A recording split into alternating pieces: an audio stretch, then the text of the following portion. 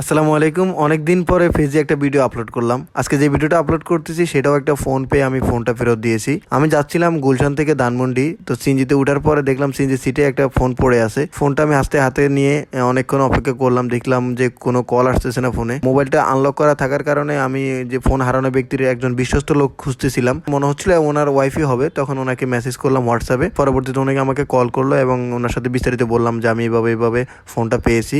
ফোনটা পাওয়ার পরে আমি আমার অ্যাড্রেস দিলাম, অফিস অ্যাড্রেস দিলাম, বাসার অ্যাড্রেস দিলাম, বললাম যে এখান থেকে এসে নিয়ে যাওয়ার জন্য।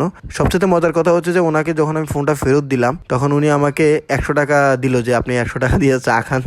আমি বললাম যে না, আমার 100 টাকা লাগবে না, আপনি ফোনটা নিয়ে যান। পরবর্তী উনি 100 টাকা না নেওয়ার কারণে উনি 1000 টাকা দিল। আমার কোনো টাকাই দরকার না, যদি আমার টাকা দরকার হতো তাহলে আমি আপনার ফোনটা বিক্রি করে আসলে টাকাটা নিয়ে নিতাম।